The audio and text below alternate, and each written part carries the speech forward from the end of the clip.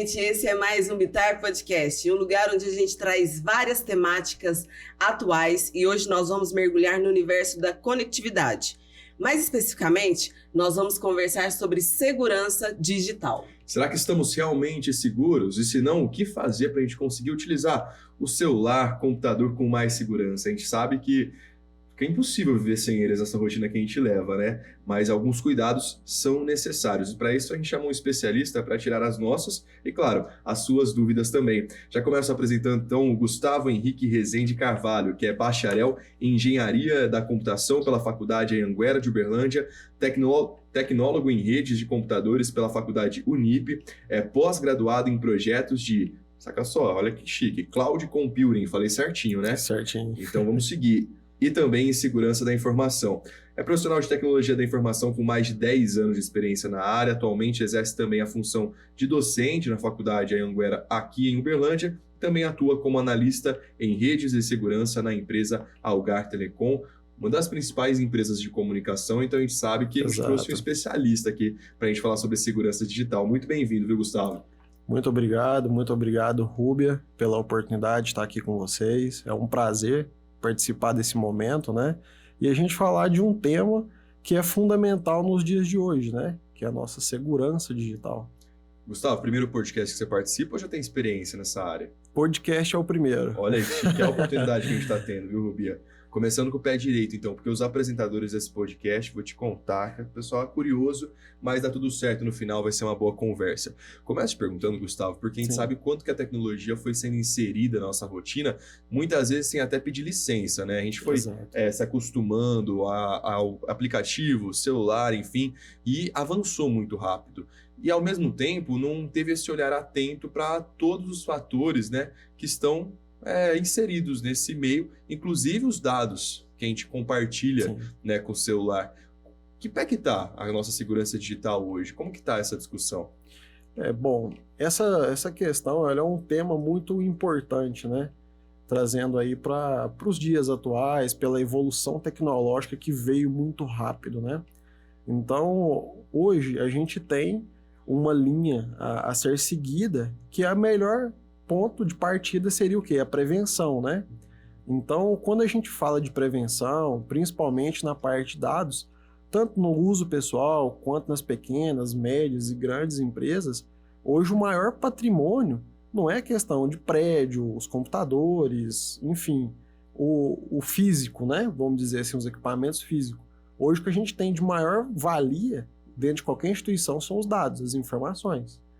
Então, o que a gente tem que fazer? A gente previne. Quando a gente leva para a parte de prevenção, a gente pega uma parte muito específica, que é a parte de e-mails, que é onde todo mundo utiliza hoje, principalmente o quê? Rede social, que está aí exposto para todo mundo ver, né? A rotina, principalmente aí das pessoas que têm uma maior utilização. Então, essa parte de e-mail ela é muito importante, por quê? Através dos e-mails, que é onde os hackers trabalham, né? As pessoas maliciosas vêm em cima daquilo ali para roubar dados. Ou seja, você tem uma conta de um banco em específico, os hackers eles se organizam para enviar e-mails falsos, porém com aquela URL que a gente chama, né, que é o endereço eletrônico, muito parecido, para que você caia nesse golpe, preencha os dados de forma incorreta, entre em contato novamente com aquela situação e ali seus dados foram embora, os dados de conta bancária foram embora e fica tudo exposto. Então, o melhor benefício que a gente tem hoje na área de segurança é o quê? É a prevenção. Então, é a gente ficar esperto aonde a gente está colocando as nossas informações, se os e-mails que nós estamos recebendo, eles são seguros, validar sempre os e-mails que nós recebemos, verificar sempre se o site que está fazendo compra, igual com esse boom que a gente chama na área de segurança da informação, o que aconteceu? Principalmente quando entrou a parte de pandemia, acrescentou muito o uso dos aplicativos e de site de compra. O pessoal utiliza mais por comodidade mesmo, né? Então a gente tem que ter segurança, a gente tem que ter a certeza da onde a gente está comprando, se é um site confiável, se é um aplicativo confiável, para que a gente consiga permanecer com esses dados nossos o mais seguro possível, né? A gente não tem como falar assim, os dados estão 100% seguros. Não existe. E, infelizmente, é a realidade que a gente vive hoje. Por quê? 99% dos casos, né, que vazam as informações vem do próprio usuário. Ele coloca os dados aonde não deve, né, em sites maliciosos, e-mails maliciosos, aplicativos maliciosos hoje, principalmente no uso de celular, de tablet, notebook. Então, a melhor tática que a gente tem hoje é a prevenção. Gustavo, você já deu aí várias dicas, né, de como não cair em golpes. Sim. Mas dentro dessas possibilidades, existem outros riscos? Você focou muito na questão do e-mail, mas Sim. Existem outros riscos onde a gente pode estar sujeito a cair em golpes online. Quais as consequências disso, né? Cliquei num link que eu não devia. Quais os riscos que eu fico exposta? Bom, quando a gente parte para essa parte de risco, né, a gente leva tanto para e-mail quanto para aplicativo. Quando você abre um link que você não tem a certeza, a real conduta dele, do que te espera ali, o que pode acontecer? Você clica no link, ele vai disponibilizar um acesso do seu telefone, do seu computador, ele vai instalar um software espião e vai roubar suas informações. Seus dados, suas senhas. Exatamente, que é o que mais acontece hoje. Um exemplo, aconteceu um caso aí há um tempo atrás do pessoal da China, um determinado grupo, começar a espalhar vários e vários e-mails, várias mensagens de WhatsApp, inclusive o Telegram, né? O que eles faziam? Chamava a pessoa no WhatsApp ou no Telegram, começava a conversar normalmente, mandava um link ali de uma foto ou de um vídeo, a pessoa clicava automaticamente, instalava um software espião onde a pessoa tinha acesso a todas as suas informações. E quais informações são essas? Para a gente entender o que a gente compartilha na internet. Muitas vezes a gente acaba inserindo dados, fotos, localização, até sem perceber. Quais são os tipos de informações nossas que estão disponíveis hoje na internet? O principal foco hoje são RG, CPF, endereço, título de eleitor. Por quê? Hoje está muito integrado as coisas. Tanto é que vou dar um exemplo básico, né? Eu venho fazendo uma migração de empresa e aí eu precisei de um documento de saúde, né? Que é aquele famoso cartãozinho de vacina. Falei, gente, eu não tenho isso mais, não façam nem ideia da onde que isso foi parar. A gente muda tanto, faz tanta coisa no dia a dia que você acaba perdendo alguma coisa, né? Pedindo segunda via e tudo mais. Aí eu fui localizar, eu busquei a informação na internet, eu achei um site do governo onde você baixa o seu cartão de saúde, que contém todas as vacinas que você já possuía. Tudo que foi tomado está lá disponível. Ou seja, além do meu cartão de vacina, tem o meu CPF, o meu RG, o nome do meu pai, o nome da minha mãe, o meu endereço, aonde eu residia antigamente, que estava cadastrado. Então, assim, a gente está exposto totalmente. Totalmente. Se você não tem uma base muito sólida, uma equipe de segurança trabalhando em cima de site, de aplicativo, as informações é a coisa mais simples de ser vazada. Há um tempo atrás, vazou uma informação, né, que no Brasil tinha um arquivo em TXT. Esse arquivo simples que a gente utiliza no computador mesmo, que ele tinha uma capacidade de 20 GB de armazenamento, contendo vários e vários, milhares, vamos dizer assim, de informações de usuário. Senha de banco, conta, endereço, CPF, RG, nome do pai, nome da mãe, até do cachorro. Tudo. E foi aí que foi sendo criadas, então, várias etapas para conseguir acessar essas contas. Antigamente eu lembro que era login e senha. Hoje já tem uma etapa de verificação, você recebe muitas vezes um código no celular, tem algumas outras etapas. Isso já é um esquema de segurança para tentar proteger essas contas de acessos de hackers, por exemplo? Sim. A autenticação em 2 fatores, que a gente chama, né, ela foi implementada justamente para isso, para dificultar a ação desses cybercriminosos que a gente chama. Então, o que acontece? Quando a gente trabalha nessa parte de segurança, ali são criados vários mecanismos, né, para que a gente tenha uma maior segurança naquele ambiente. Atualmente, numa empresa pequena, média, né? Antigamente seriam só as grandes. Hoje as pequenas e médias empresas também aderiu uma parte de firewall, que a gente chama, né? Que é um equipamento que ele faz a maior segurança do que sai e do que entra para dentro da empresa, para que não ocorra esse tipo de vazamento. Então, quando a gente está trabalhando nessa parte, a gente tem que ter uma segurança muito grande da onde a gente vai expor, o que a gente está fazendo, porque o bem mais valioso que você tem hoje é a informação. Os hackers hoje, eles entram nessa linha porque os caras não estão preocupados no que eles vão fazer. Isso aí eles não tá nem aí com nada. O que eles querem? As informações das empresas. Tem empresa que já anoiteceu e não amanheceu, tanto no Brasil quanto fora. Por quê? Os hackers entram devido a uma instabilidade de um sistema que foi feita por um usuário final, né? Quando eu digo usuário final, pode ser eu, pode ser ela, pode ser você, pode ser qualquer pessoa.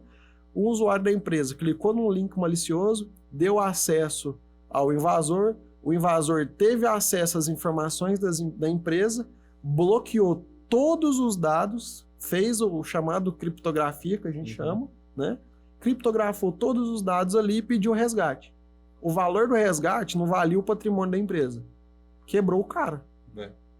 É como se fosse o refém mesmo, né? Eles sequestram, viram refém. Tá na mão dele a empresa. É até interessante entender um pouquinho melhor sobre isso, mas ainda falando sobre essa autenticação em 2 fatores, é necessário alertar o pessoal que muitos golpistas utilizam inclusive dessa situação para tentar ainda assim aplicar golpes. Eu já vi, por exemplo, um caso que eu acho que já pode ter acontecido com quem está nos acompanhando, não sei se já ouviu falar disso, mas é o WhatsApp, que é uma ferramenta de comunicação que a gente sempre utiliza. Então as pessoas acabam clonando, né, o WhatsApp através desse link, simulando como se fosse alguma outra coisa, um banco, enfim, e conseguem acessar essa conta para pedir dinheiro, pedir aquele empréstimo. Sim. Infelizmente, muitas pessoas acabam caindo. É necessário fazer esse reforço, esse alerta importante também, né? Exatamente. Hoje, a gente tem um benefício que traz um malefício se a gente não souber utilizar, que é a inteligência artificial. A inteligência artificial, ela vem evoluindo tanto que hoje essa parte da autenticação em 2 fatores, você consegue simular a imagem de uma pessoa para fazer o reconhecimento facial. O único ponto que ainda eles não fizeram foi o reconhecimento por biometria. Porque a biometria ela tem que ser trabalhada no sensor do próprio telefone.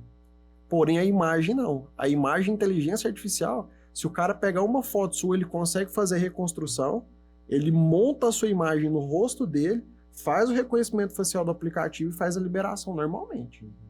Tanto é que a autenticação em 2 fatores, ela trabalha da seguinte maneira. Você tem um aplicativo, primeiro ele te pede a senha, depois ele te pede a autenticação da biometria. Se for necessário, né, aí ele te pede o visual, que é onde ele faz aquela validação da sua face. Por quê? Quando você sai, se você não é uma pessoa que está trabalhando em Minas Gerais, você não tem o costume de ir para São Paulo, aí de repente você chega lá em São Paulo 3 horas da manhã para fazer uma transferência bancária. Por mais que você tenha o reconhecimento em 2 fatores, né, as 2 etapas, que é um fator de segurança, pode acarretar do banco bloquear. Essa movimentação Essa movimentação ela tá estranha, porque o seu ciclo é dentro de Minas. Você não tem o fluxo de sair para São Paulo, principalmente para fazer transação bancária 3 horas da manhã num outro estado, que não tem nada a ver com a sua rotina. Ou seja, se for viajar, tem que se programar até nisso, né? Para não Exato. Pode acontecer uma eventualidade? Pode. Às vezes a gente tem um parente, tem algum lugar, você precisa chegar e fazer algum saque, alguma transferência, alguma coisa de imediato. Pode acontecer.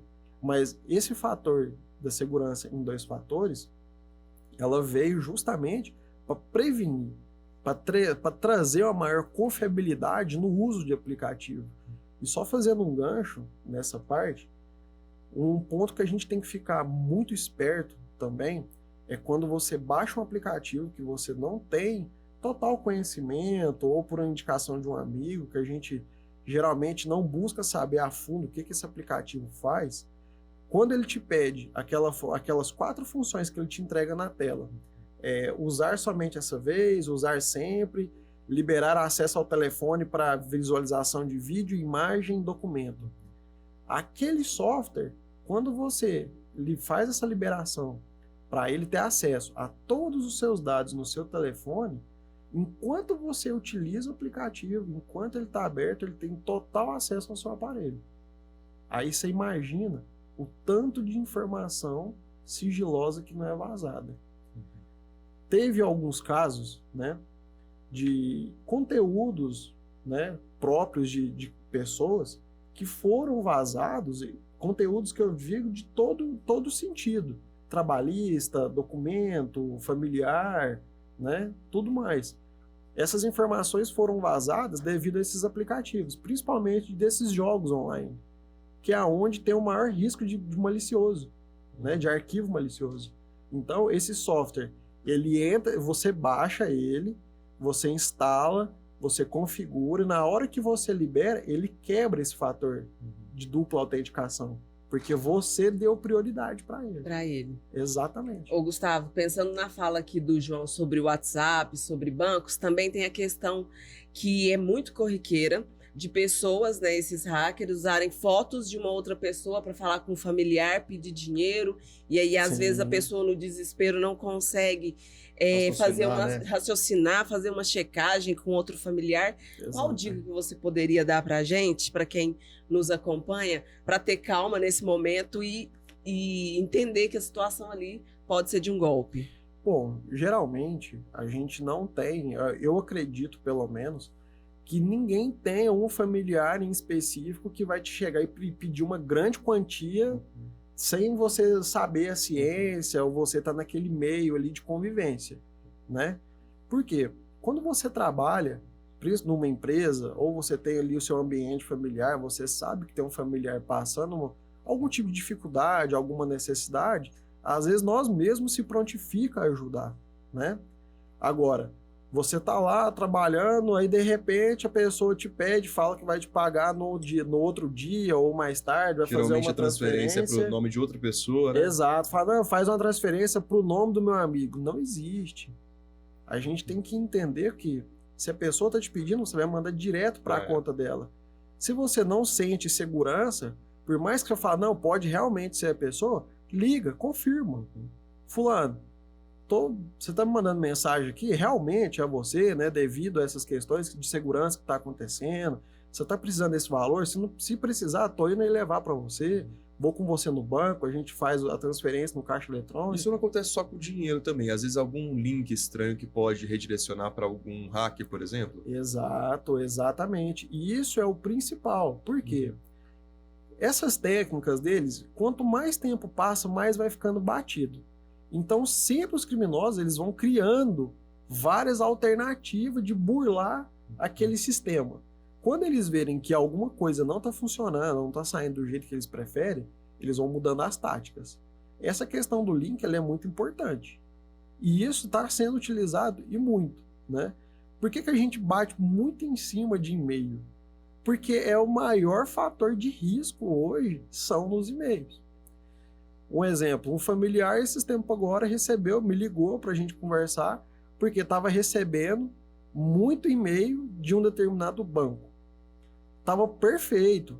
O e-mail, a logo do banco, o código de barra funcionando e tudo mais.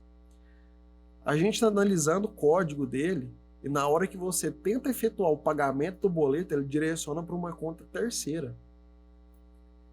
Então, assim, as pessoas enxergar é o banco X. Não, o banco X está me mandando, eu tenho uma dívida lá mesmo, a sua dívida tem 20 mil reais, aí o banco te manda por R$1.000 um boleto. Você vai lá e paga achando, só que na verdade você não está pagando. Você está pagando para aquele link que o hacker te mandou. Você está pagando... É desconfiar de tudo, então. Exatamente. Exato. E é uma responsabilidade grande, porque agora que a gente já tem essa informação, é importante a gente repassar também, né? Sim. Eu acho que cabe a cada um de nós fazer esse trabalho, que muitas vezes de formiguinha aí, para levar essa informação adiante, principalmente as pessoas que têm mais dificuldade, né? Exato. E assim, as pessoas que não têm tanto, vamos dizer assim, acessibilidade, né? Ali à internet, ainda que a gente sabe que por mais que a evolução tecnológica ela chegou, bateu bastante, né, vamos dizer assim, a nível mundial, não só no Brasil, mas principalmente no nosso país, tem muita região que é remota, que ainda não tem esse acesso que a gente tem aqui. Você vê que o acesso à internet é limitado, o acesso a um computador ainda é limitado, o uso de smartphones, telefones hoje está limitado ainda. Então, assim, precisa melhorar muito. Só que com isso a gente também precisa lembrar o quê? Da segurança. Que a gente precisa sempre prevenir, buscar as informações. Nada melhor do que a informação, né? Principalmente quando você se trata ali de algo muito crítico, que são os dados que nós temos hoje, né? O patrimônio que é físico, não. O físico você sabe que ele está ali, ninguém vai te tirar, ninguém vai te levar a nada. Agora, com as suas informações, o cara vai, ele faz um clone de conta, clone de cartão, acaba com a sua vida. Gustavo, você trouxe um ótimo exemplo aí da casa, da questão física, né? Que na casa a gente tem para nos proteger muro, alarme, enfim. E aí, nos celulares, nos computadores, quais medidas a gente pode usar para essa prevenção? O antivírus no celular seria o bastante ou tem outras medidas? Bom, pela questão do aparelho, né, do telefone, do smartphone, é aconselhável que a gente utilize ali um antivírus, né? Porém, não qualquer antivírus. Hoje tem muita gente que fala assim, eu vou lá na minha galeria, né, onde eu faço a compra de aplicativo, onde eu consigo baixar. Como eu não quero investir, eu vou baixar um gratuito. Os gratuitos, na maioria, são os piores. Além dele atrapalhar, ele não vai ter ação benéfica nenhuma, né? Por quê? São alguns aplicativos que são feitos até por pessoas maliciosas. Não tem jeito da pessoa entrar da melhor forma possível se ela conhecer o ambiente. Então, o que ela vai fazer? Ela vai criar um aplicativo, um software malicioso ali, né? Que para o usuário final, ele vai mostrar o quê? Não, eu estou protegido, eu tenho um antivírus. Só que, na verdade, ele está expondo os dados dele. Ele não está tendo proteção. Por quê? Hoje a gente tem grandes players no mercado, né, que a gente chama, que são as empresas que realmente trabalham com antivírus específico para a parte de Android, iOS e outros sistemas operacionais que são utilizados aí dentro dos smartphones. Para os computadores, da mesma forma, né? A gente consegue colocar um anti-spyware, a gente coloca um antivírus, e a gente tem várias técnicas para a gente trabalhar em cima para evitar o máximo. Principalmente quando você vai utilizar no aplicativo no seu computador, que ele te traz a seguinte informação. Esse software ele pode conter arquivos maliciosos. Você deseja permanecer? Quando você aceita, você já está abrindo as portas da sua máquina para as pessoas que são maldosas, que estão ali para pegar suas informações, né? Juntando essa parte, tanto para o celular, tanto para a parte de computação, dos computadores, notebook, tablet, é utilizado muito a questão de uma VPN, né? O que essa VPN ela traz? Ela traz um tunelamento para você trafegar as informações de uma forma segura, né? Ou seja, você vai conectar a um servidor, né, em específico, aonde você vai trafegar suas informações diretamente com ele. Ele faz as validações e libera ou faz a sua restrição. Por que esse túnel de VPN ele é importante lidando com essa questão da parte de segurança, né? Tanto para hoje já tem aplicativo de VPN que você instala no seu telefone para fazer o tráfego ali todo de internet, de informações, de acesso e tudo mais. É como se você saísse aqui do estúdio direto para sua casa dentro de um túnel. Só você conhece, só você está conectado. Não tem nenhuma pessoa além de você dentro daquele túnel. Então é uma forma segura de você trafegar, de você acessar as informações que estão na outra ponta. Então, só para facilitar aqui, o que significa mesmo VPN? A VPN, ela faz, vou explicar de uma forma mais clara, né? É a Virtual Protect Network, né? Ou seja, é uma rede privada que ela tem uma maior segurança na hora de você trafegar suas informações. E aí, essa VPN não vem no meu celular, por exemplo. Eu preciso Não, baixar um aí aplicativo. você precisa baixar um aplicativo. E eu tenho que tomar exatamente. cuidado com o aplicativo que eu vou baixar? Principalmente, sempre. Saber qual que é a sua conexão segura, né? Qual que é o vendedor, qual que é a empresa. Buscar saber qual que é a empresa que está fornecendo esse aplicativo, se é uma empresa idônea, se é uma empresa que não tem processos judiciais. Então, assim, a gente precisa munir de todos esses tipos de informação, porque o mercado hoje está muito amplo. Hoje qualquer um abre uma empresa, abre um aplicativo, toma um monte de processo, não consegue trabalhar, não entrega o que promete, e acontece os maiores problemas em relação a essa questão. Gustavo, você tinha citado, eu fiquei curiosa aqui sobre a inteligência artificial. Sim. Você citou um exemplo onde ela é usada aí para o mal, né? Por criminosos para dar Exato. golpes. E aí, pensando nessa onda da internet das coisas com inteligência artificial, de alguma forma, elas podem ser benéficas na questão de segurança digital? Sim. Por quê? A inteligência artificial, quando você implementa ela, né, principalmente no uso residencial, que as pessoas hoje têm feito a integração dela aí junto com uma Alexa, né, para ligar as lâmpadas, ligar um ar-condicionado, aumentar a temperatura da geladeira, diminuir e tudo mais. Essa questão, ela ajuda você a ter uma maior eficiência, uma maior agilidade. Porém, na mesma frequência e capacidade que a inteligência artificial ela vai crescendo para o bem, tem gente também trabalhando para quebrar esse tipo de situação, né? Tem os hackers, tem as pessoas maliciosas que estão pensando, agora foi criada essa ferramenta, eu preciso criar outra para destruir aquela ferramenta, para burlar aquele sistema, né? Antigamente, o pessoal fazia o quê? Arrombamento de carro, né? Dando um exemplo bem básico mesmo, o cara chegava ali, o pé de cabra ou quebrava um vidro ali, fazia uma ligação direta e tudo mais. Hoje não. Hoje o cara ele já consegue capturar a sua digital ali no sensor do carro, ele consegue clonar e ele tem um pendrive ou um software onde ele conecta o notebook, o próprio notebook ali, aquela situação com o software rodando, ele faz o carro funcionar, ele libera todas as funções ali e sai como se nada tivesse acontecendo. Eu vou continuar com o meu carro das antigas, João. Da chave manual. Da chave manual. Com tanta tecnologia. São muitos assuntos que a gente já tratou aqui, sempre pensando em segurança. Segurança que acontece não só no meio digital, mas também físico também, porque eu fico pensando na quantidade de informação que a gente carrega aqui no celular, e memórias também, fotos, enfim. E muitas vezes a gente tem visto que tem aumentado o número de roubos, furtos, enfim, inclusive desses aparelhos que acabam sendo visados. Não é à toa que há uma mobilização muito grande para tentar trazer mais segurança às informações que estão nos celulares. O governo federal recentemente lançou um aplicativo para facilitar, inclusive, o bloqueio do aparelho em caso de furto, roubo, enfim, de maneira prática, simples, para que a pessoa não tenha prejuízo, porque caso a quem levou esse celular consiga acessar banco e tudo mais, além do prejuízo com o aparelho, acaba tendo toda essa questão de aplicativos que estão à disposição desse criminoso. Por isso, para a pessoa se precaver, ela precisa ter aquele número guardado que é o e-mail do celular, né? Isso também é importante. Exatamente. E é uma dica pro pessoal, não é não? Exatamente, porque o e-mail ele é como se fosse o CPF do seu telefone. Quando o seu CPF é bloqueado, né, vamos supor, na Receita Federal, você não consegue abrir uma conta, fazer qualquer tipo de transação, comprar um veículo, uma casa, enfim. O e-mail, ele funciona justamente para isso, para fazer o bloqueio daquela placa.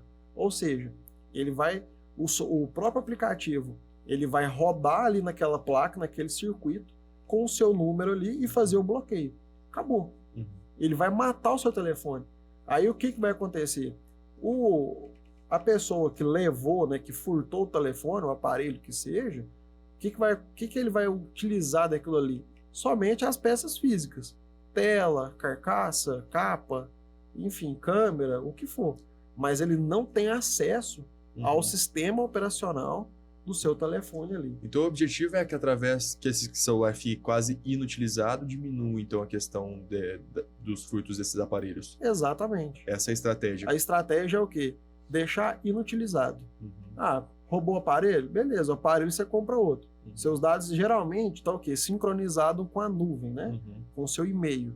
Então, a hora que você colocar o seu e-mail novamente no aparelho novo, automaticamente ele traz todas as informações para você e inutiliza o outro aparelho. Importante isso, fique bastante atento. Então, tenha esse número do e-mail bem guardado para saber como acessar esse número. Na caixinha do celular, geralmente ele vem descrito, mas também Exato. cada aparelho tem ali uma maneira de ligar, né, fazer uma ligação, e esse número acaba chegando no SMS. Só dá uma pesquisada qual que é o tipo do seu aparelho para você ter esse número bem guardado aí. Caso infelizmente isso aconteça, pelo menos o prejuízo vai ser bem menor. A gente está falando de Exato. VPN agora, a gente sabe que tem muitos jovens que estão inseridos em grandes empresas multinacionais que Sim. trabalham muito bem essa questão da proteção de dados, afinal são informações relevantes que eles trabalham diariamente e está inserido inclusive na rotina dos nossos jovens aprendizes aqui na nossa rede, né? VPN é um termo muito comum, o e-mail também acaba sendo muito bem utilizado dentro da comunicação ali da empresa, então eu queria Exato. entrar nessa questão. Quais são os elementos ali que estão presentes na rotina de quem trabalha nessas empresas que utilizam desses artifícios para que tenha mais segurança? Quais são os mais comuns e como tá por dentro? Porque as empresas fazem campanhas, inclusive, para a segurança digital, justamente porque o prejuízo, caso alguma informação menor que seja vazada ou até mesmo algum hacker consiga acessar o sistema, sabe que o impacto disso é muito grande. Então, como que tem sido trabalhado esse tema de segurança digital na ponta, nas pessoas que estão utilizando dentro dessas empresas? Bom, o primeiro passo, né, que é o que a gente falou aí bem no início do nosso podcast, é o quê? É a prevenção. As empresas hoje, elas trabalham com cursos, né, frequentes, treinamentos frequentes, fornecedores que vêm para as empresas dar treinamento de como utilizar as plataformas corretamente, a forma de você prevenir, né, não acessando e-mail aleatório, não acessando qualquer tipo de informação em computadores, principalmente que não seja o computador da empresa. Por quê? Quando a gente leva para esse lado de segurança dentro das empresas, a gente tem que seguir uma normativa, né? Ou seja, eu utilizo para conectar num firewall de um cliente, né, onde eu trato todo o ambiente de segurança dele, eu tenho que conectar numa VPN. Então, essa VPN ela só está configurada no meu notebook da empresa, aonde o aplicativo ele vai fazer uma comunicação com o servidor que está dentro do data center, né, da empresa ali, fazendo todas as validações e me devolvendo todo o tráfego. Por quê? Essa comunicação ela é totalmente rastreável, ou seja, todas as pessoas que trabalham na outra ponta da segurança, que cuida ali realmente das informações, dos pacotes que estão trafegando dentro da VPN, dentro do túnel, eles têm que ver o quê? O Gustavo ele está acessando o firewall de um cliente X. O que ele fez dentro desse ambiente do cara? Ele criou uma regra, ele criou uma VPN, ele criou uma rota, aonde que ele apontou um IP público, quais são as informações que o Gustavo tem acesso, né? Então, essa parte de VPN, ela é muito interessante para as empresas pela questão da segurança. Hoje, se eu não chegar conectar na VPN, eu não tenho acesso a nenhum. O meu notebook ele está totalmente inutilizável. Vira um notebook doméstico, só para navegação. Opa, desculpa, pode concluir. Tranquilo. Então, quando você lida com essa parte de VPN, você tem ali a sua parte de autenticação em 2 fatores. Por quê? Para me conectar nela, eu tenho o login do aplicativo e depois ela me retorna um e-mail perguntando se realmente eu tenho a ciência que eu vou conectar nela. Então eu preciso receber isso no meu telefone, no meu e-mail, eu recebo esse link que vem direto do aplicativo da VPN, eu faço a liberação e inclusive ainda tem o reconhecimento além de facial biométrico. Então assim, são vários fatores, verificações ali, várias verificações que tem para a empresa entender que realmente é o funcionário. Por quê?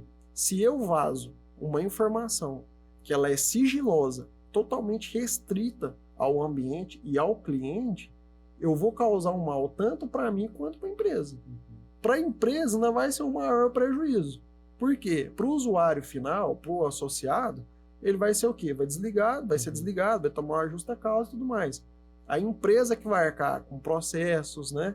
Então, assim, isso aí, a maior situação que a gente tem, o maior perigo que a gente tem são o quê? Os usuários, são as pessoas. Então, para que a gente evite isso, a gente tem que ter treinamento, a gente precisa estar ciente dos riscos, a gente precisa saber quais são os dados que nós estamos manipulando ali durante todo o tempo, como que é o ambiente do cliente, o que pode ser repassado. Para vocês terem uma ideia, é tão sério essa parte de segurança que a gente trabalha, a gente entra em contato diretamente com o cliente e o cliente, algumas informações não são passadas nem para ele, que é dono do ambiente. Por quê? É restrito nosso, interno. Então a gente precisa ter esse cuidado, né? Na hora de montar ali um relatório, de especificar o que está sendo tratado, quais são as formas de segurança, e aí nós vamos seguindo com a vida. Interessante a questão da prevenção nesses casos, né? Eu já trabalhei numa empresa que uma das medidas de prevenção para a segurança digital, eles mandavam um e-mail ali meio suspeito, com um endereço meio fora ali da rede de contatos, com uma mensagem de texto e, claro, com um link. Aí quem clicava naquele link acabava sendo redirecionado para uma página de orientação, que aquilo poderia ser, né? Se não fosse essa ação interna, poderia ter caído ali num golpe, enfim, ter tido esse prejuízo. Então, é importante a conscientização. E se há investimento também das empresas, não só em treinamento, nessas ações de conscientização, eu entendo que uma é a importância do colaborador bem informado nesse sentido, mas também da importância disso para que não haja prejuízos muito maiores que esses investimentos que as pessoas fazem. E você já adiantou, isso inclusive é uma das habilidades que estão sendo avaliadas naquele colaborador, o que pode levar muitas vezes ao mau uso, no caso do mau uso dessas tecnologias, dessas ferramentas, até mesmo uma demissão. Então, independente da área, independente do setor, estar conectado à informação, é importante ter esse conhecimento, essa conscientização da segurança digital, né? Sim, exatamente. Por quê? Se não houver essa conscientização, essa tática, né? Vamos dizer assim, melhor especificando, né? De mostrar para o colaborador, falar, olha, se você chegar nesse ponto aqui, você vai trazer um risco para a empresa. E automaticamente o seu emprego está em risco. Essa forma de prevenir é a mesma coisa quando você chega para uma criança e fala, olha, se eu colocar o dedo na tomada, você vai tomar choque. Se ela for teimosa, ela vai sentir o choque da tomada. Foi avisada. Foi avisada. E é legal a gente reforçar isso para quem está nos acompanhando, que a gente sabe que são muitos jovens que estão sendo inseridos agora no mercado de trabalho, já começam a rotina já envolvidos com essa questão de tecnologia, independente do setor em que trabalham, independente da área, da empresa em que trabalham.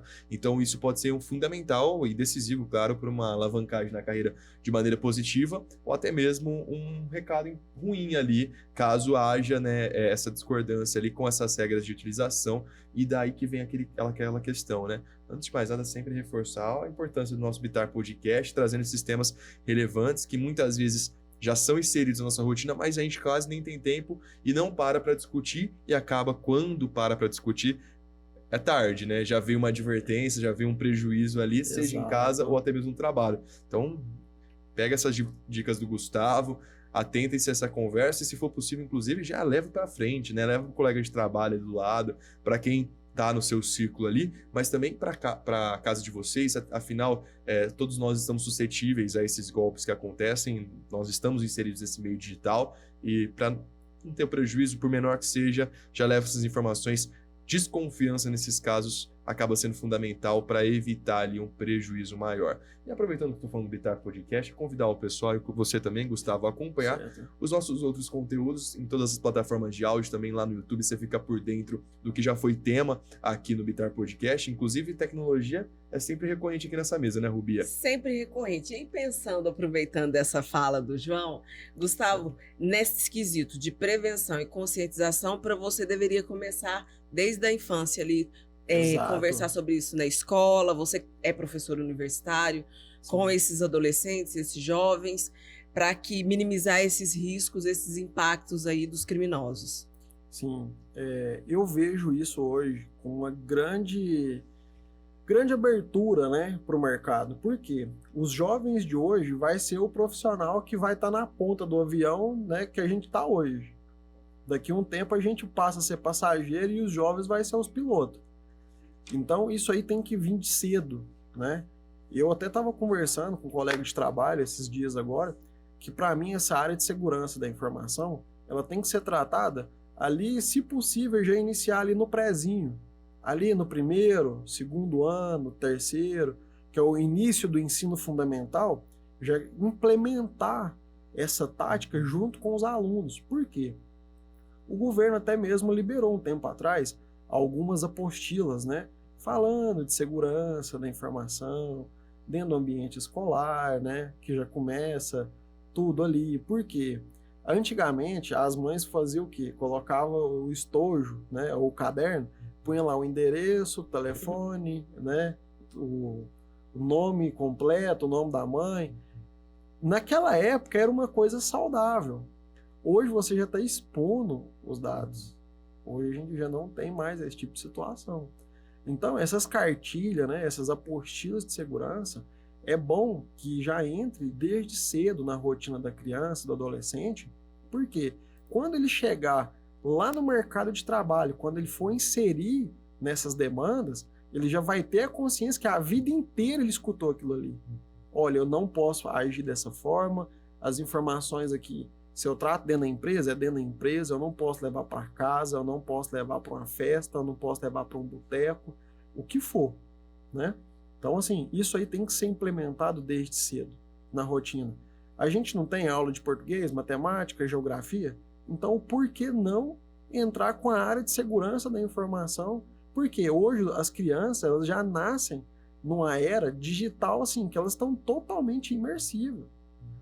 A gente, se você olhar nas principais plataformas, né, hoje aí de entretenimento que a gente fala, então você vê que tem pais hoje, que para o pai fazer ou a mãe fazer uma atividade em casa, tem uma criança ali de 4, 5 anos, a criança está com o telefone brincando, assistindo um joguinho ali, assistindo um desenho, alguma coisa, no telefone, já tendo esse primeiro contato.